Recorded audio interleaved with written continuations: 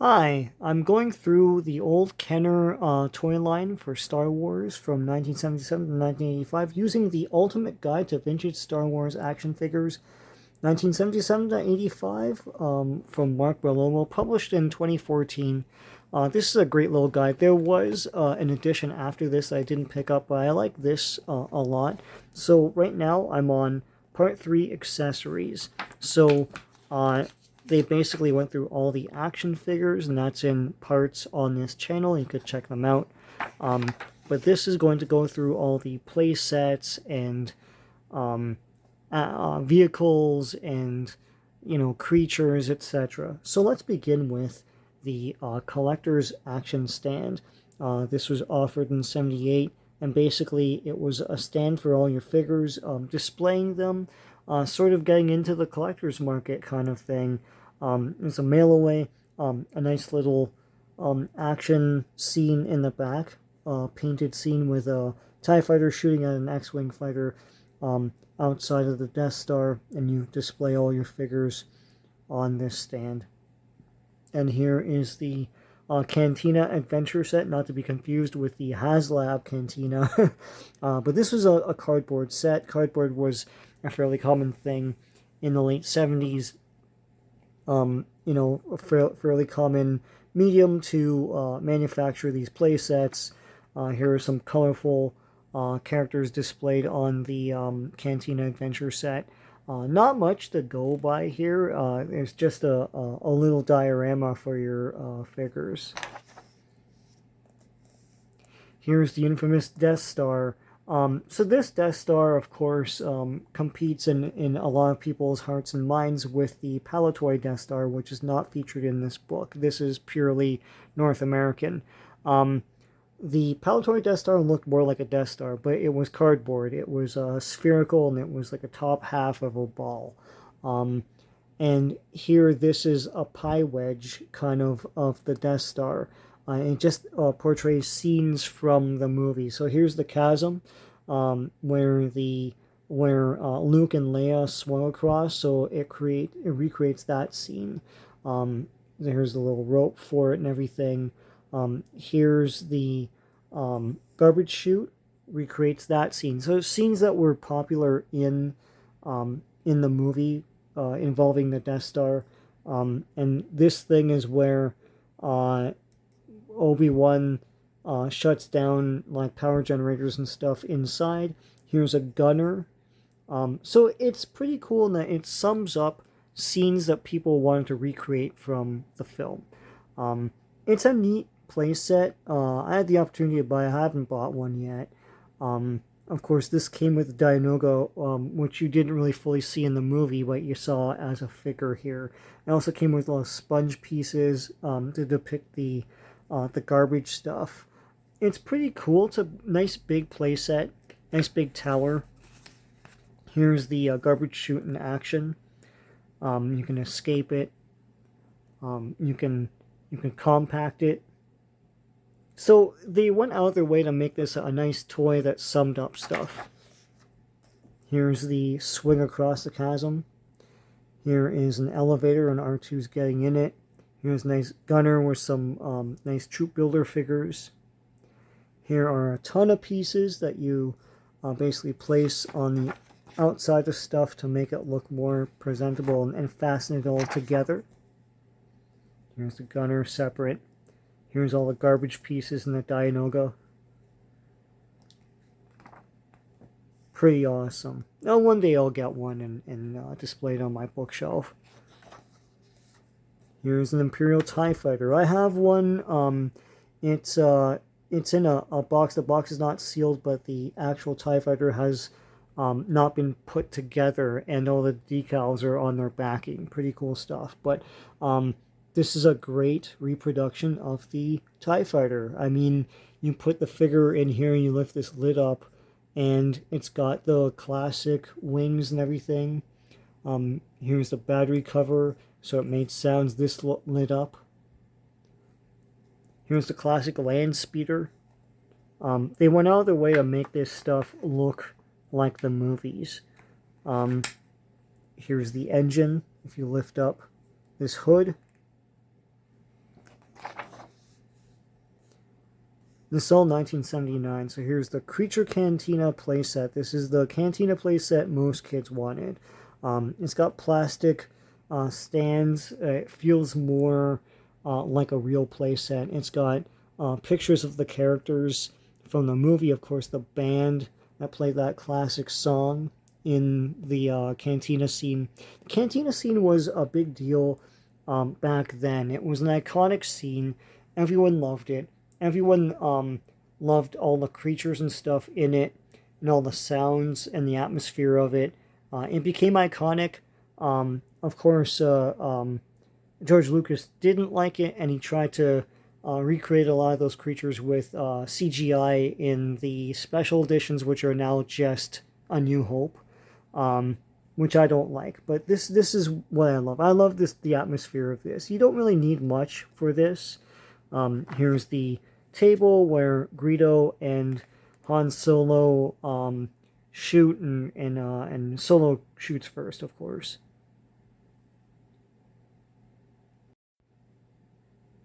Here are all the pieces that fasten it together. Here's Darth Vader's TIE Fighter, TIE Advanced. Yeah, I have this too. I thought this was cool, and it was great to separate this from the other TIE Fighters in the trench battle scene. Here's Vader boarding his TIE Advanced. Here it is split apart. You shove these two pieces into here. Here's the battery cover. Here's the Droid Factory. And the Droid Factory comes with a whole bunch of different pieces. You could make different kinds of droids, etc. Mostly vehicles, stuff like this. But you can also make a three-legged R2. So you see the dome here and the body here. And you can make it more movie accurate rather than the two legs. You put the third leg underneath. So it's the three legs from the film. Here's the parts of the crane here. This, of course, wasn't in the movie. You can kind of make believe that it was inside the Sandcrawler. But this is a cool toy because you get to make all sorts of different stuff. This was recycled in the other movie lines, Empire Strikes Back, Return of the Jedi, etc. At one point it was Jabba's dungeon. Same thing, but just recolored a bit with the same idea. You could make things. Great idea for a Star Wars toy.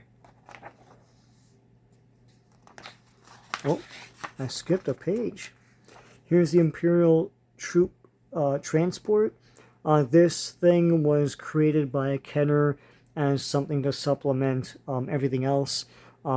Famously, they had made a blockade runner and didn't release it, I guess because they felt it was too small and chintzy for what it really was in the film. But here, this thing got immortalized in, I think, Rebels. They canonized it by putting a version of this in that cartoon. But it's pretty cool. Like, you could put prisoners and stuff in these little compartments, and you have drivers and all that. Here's one of two Sandcrawler toys. Well, there are many Sandcrawler toys, but these are the two I know. So this and the big Sandcrawler.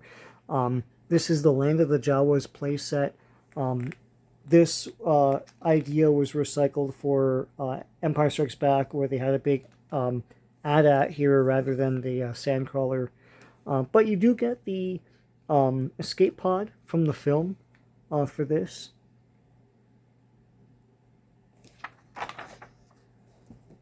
And here are all the pieces for the Land of the Jawas playset.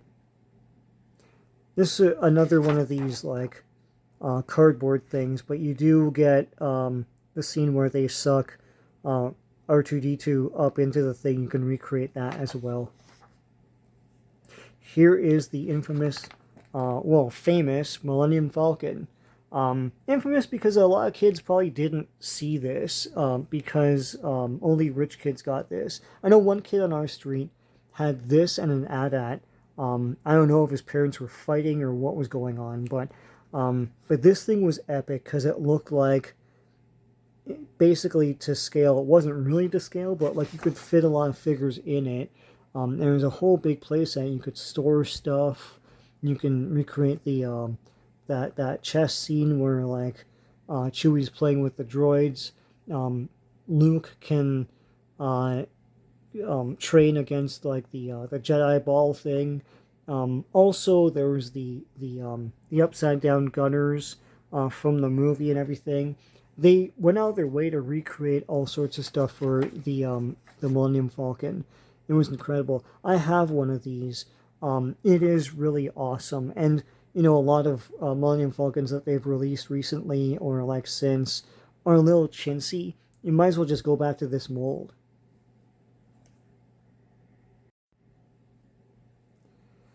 Here's a Dback, which was barely seen in Star Wars in the original A New Hope.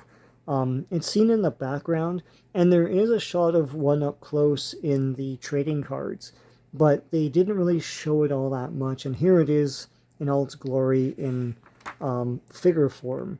It looks really cool, and you can fit like a stormtrooper in it. The stormtroopers rode them on Tatooine in the movie. This had that trapdoor thing where you could just like put a figure in a trapdoor and it looks like they're riding the thing. Here are the saddles, etc. Here's the radio controlled Jawa sandcrawler. This thing is thousands of dollars on the back market, if it works at all. So here's the radio control, and this is 1979. You can fit characters in different places in the thing. It was big, not to scale big with the figures, but it was big enough. It's pretty damned awesome, and it's something I don't really see that often on the back market. And here's a little scene with the droids and the Jawa. Here's a minifigures collector's case. One of many. I mean, this is a basic case, just a case with some trays, and you put the figures in them. Later on, of course, they'd come out with the ubiquitous Darth Vader case. Everybody had one. And I remember at one point, people were selling their cases for money or whatever, and you go to like a collectibles place and they'd have stacks and stacks of cases in the 90s, because everyone had those things. Here's the action figure survival kit, basically. So this is a Empire Strikes Back now, 1980. So this comes with a bunch of stuff that you probably lost or was sucked up by a vacuum cleaner. It's the regular gun that came with a lot of figures, that drill gun thing, the over-the-shoulder harness guns, the breathers, the space backpacks and all that, string, lots of great stuff here. This is a great idea, and I don't know if they were the first to do that, but after that, every toy line had these accessory pack things where it's like stuff that you might have lost, right? Here's the Darth Vader collector's case. I remember this red version of the insert that would go in there. These inserts are awesome. I only have my C-3PO insert that came with the C-3PO case, but this Darth Vader case was everywhere. I still have mine. It was incredible, and it came with like this little insert that showed all the figures. It's a nice little figure reference poster, but you can take decals of the names and put them on little like plastic holders, and then put the characters in these trays underneath the holders. Pretty cool stuff. And here it is inside, and here are all the name decals. Here's a Star Destroyer. This was fairly disappointing. The Star Destroyers in the movies were huge, like triangular pie wedge things that held like thousands of people. Here, this is basically recreating a couple scenes from Empire Strikes Back. First of all, the area where Darth Vader hangs out in that little cocoon thing without his helmet, and the area where all the bounty hunters were on top of a a stage or whatever, and everyone was underneath. That's basically it. There's a gunner here. It's kind of disappointing. It basically looks like Darth Vader's like party yacht, basically. There's some stands for it to stand up. And here are all the pieces for the Star Destroyer. There's a trap door for Princess Leia. Here's Vader partying with all his friends. I think this is supposed to be the executor from the newspaper strip, and eventually what they called it in the movie.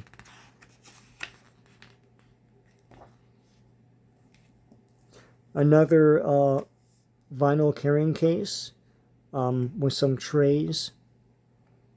Here's the Hoth Ice Planet Adventure set, which is like the World of the Jawas, with an AT-AT instead of the Sandcrawler.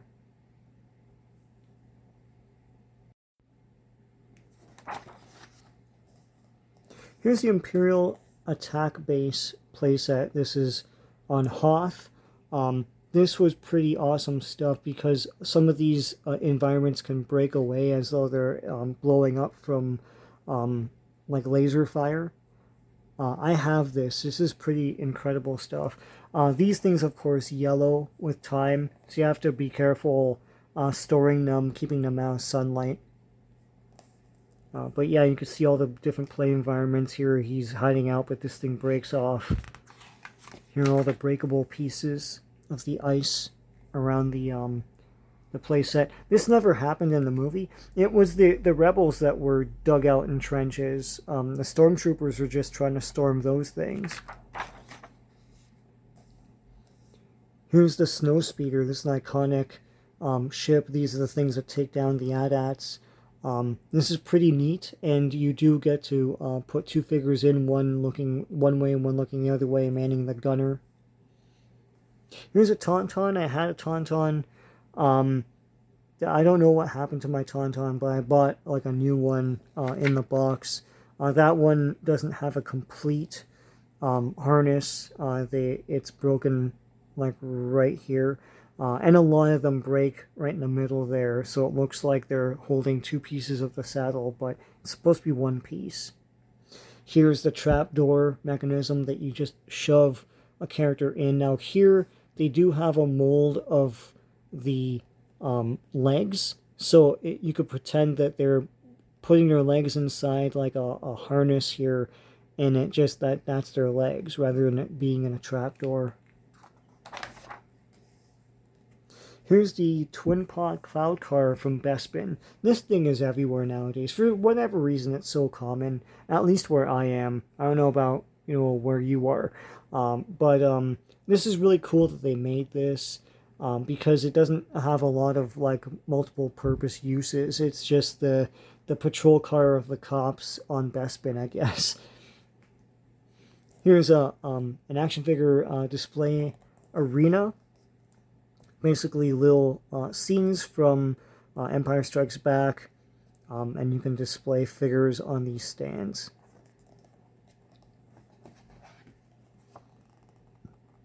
So we're heading into 1981 now. Here's the Adat.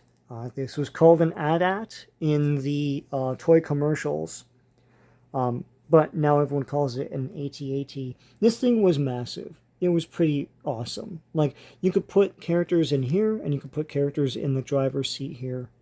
As I said, a friend of mine had this, and it was the size of a dog to me. I mean, when you're a kid, when you're like 6, it's pretty incredible, and these two things, like, went in and out. Here's the Cloud City playset. All it really is just a playset, like a cardboard playset, of the area where Han Solo gets frozen in carbonite. It's fairly chintzy. There, of course, was a Kenner line of micro playsets that you could build Bespin out of, and it's pretty much Bespin. But here, this is all you get. Cardboard diorama, basically. And like stormtroopers in the back painted onto the cardboard. Here's the box. And it came with figures. It's a Sears Wish book exclusive.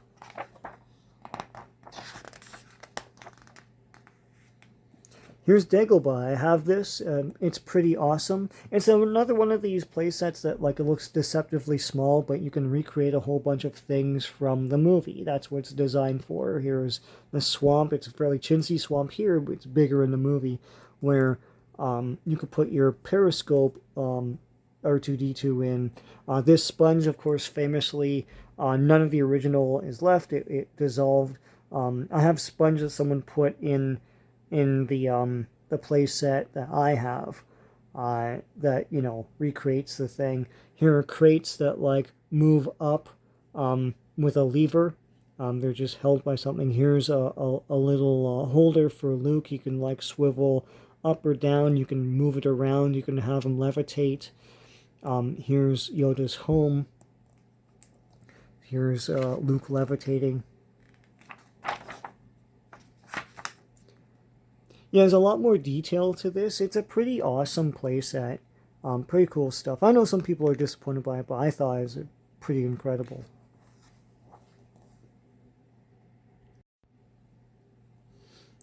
Alright, here's Empire Strikes Back vinyl case again. 1981 with trays. Here's a reissue of the Imperial Cruiser, a Sears exclusive. Different colors and stuff. A little, looks like a lawn chair or something. I'm sure it's not. And here are the mini rigs, which were purely Kenner inventions, and they kind of look like it too. They're trying to look like Star Wars, but here's MLC3 mobile laser cannon. Here's the MTV-7 multi-terrain vehicle.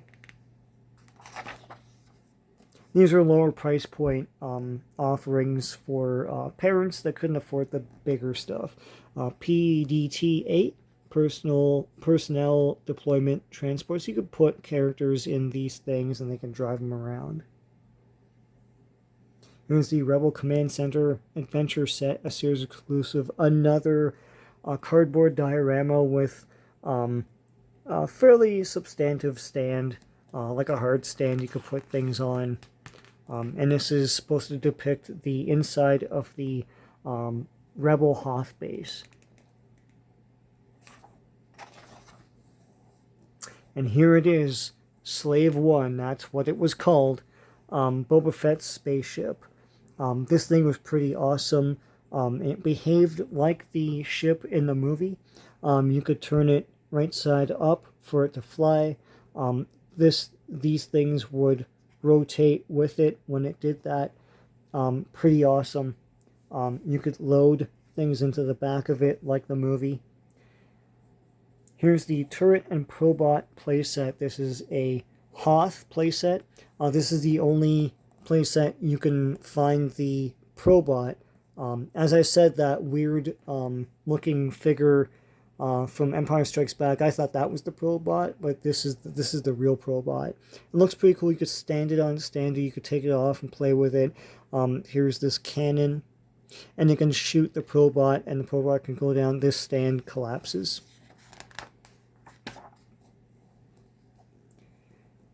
And they had to re-release the X-Wing. So here it is, the battle-damaged X-Wing. A lot of kids didn't like this. I liked my regular X-Wing just fine. If I wanted to battle damage it, I could do it myself. But here it's got scarring and stuff on it.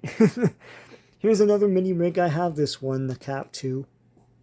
You can put a figure in here.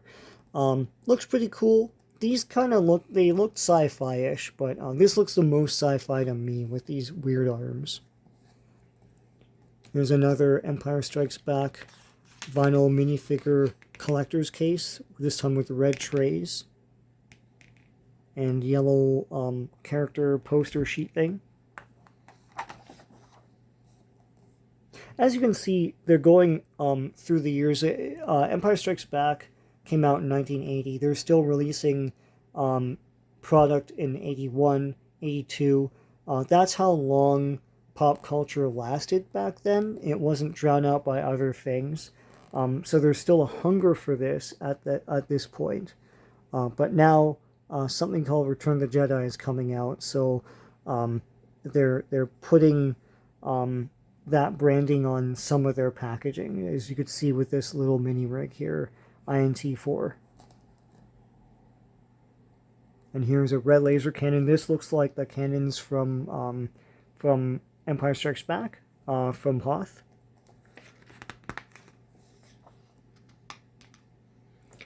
And here's the Rebel transport vehicle. I had this. I rebought it recently with the box and everything. I love this thing. It was incredible. They never reissued this thing. This is from Empire Strikes Back. This is where the Rebels escape in. It's basically a big cosmic bathtub, but like it had a lot of cool things to it. This tray depicted the, I guess, corridors and everything inside. You could take it off, and underneath was a whole big sheet of pipes and wiring and stuff like that, like drawn. So you can imagine another play environment for your characters. The cockpit and the back gunner, you could lift those up and store things in there. There was also a jail cell in the middle here, and a trap door where characters could go through. That was pretty awesome. So they'll show all that, but like this gunner was on the back, and it came with cannons. One of my cannons cracked when I was a kid. I was so disappointed. And you can put the top on, lock it into place with this thing, and fly it around. It could also act as a carrying case. Lots of play value and imagination, with no bells and whistles, no batteries, no nothing. It's just a cool play environment. I thought this was awesome. This is one of my favorite toys when I was a kid. And it came with the breathers and everything, and the backpacks you could put on the characters. So cool. Here's the AT-ST. Now this was part of the Empire Strikes Back line, but features more prominently in the Return of the Jedi, where it has a slightly different design. Here it's more covered. This was seen in the background in Empire Strikes Back on Hoth, when Luke is down and his face is in the foreground, and the background is one of these things walking. They didn't even have to include that in that shot, but it's pretty cool. As a result of that one little background shot, here it is in all its glory. Amazing scale. It towers over everyone. This is a pretty cool toy. Here's the back of it. Pretty awesome stuff. I never had this as a kid, but this is great. Of course, they made one for the Mandalorian. That was pretty cool too. Here's a Tauntaun. Now, I had Tauntaun as a kid. Now, this is the open belly Tauntaun.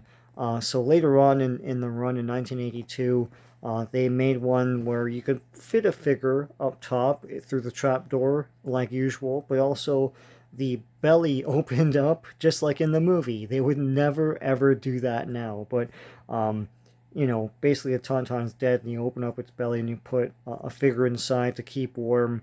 Amazing that they came up with this, but it's so funny to me that that they did this. So tripod laser cannon. This is from the Hoth battle. Pretty awesome. Looks pretty cool. It comes with like a rope of ammunition. Something more that you'd see in G.I. Joe, but it's pretty detailed and terrific. All this stuff comes with it. Vehicle maintenance, Energizer toy. It just sits there and energizes your your vehicles, I suppose. Comes with a bunch of tools and stuff for value add. This is neat, I guess. This is one of the lower price point things, just like that cannon previously. I think I would have enjoyed this for a little bit, but I would need a vehicle with this as well. Naturally, Chewie is working with all the tools here. Here's a Wampa. The Wampas were cool. It's cool to see this because it's one of these toy things where you get to see the creature up close, whereas you didn't really see it very well in Empire Strikes Back. they had more clear shots of it in the special edition. Pretty cool. It towers over all the other figures. Great creature figure. Nice. It's not even 5 POA. It's like 4 because I don't think the head moves. For the last part coming up next, we'll take a look at Return of the Jedi accessories onward to the end, and Power of the Force. So until next time, take care.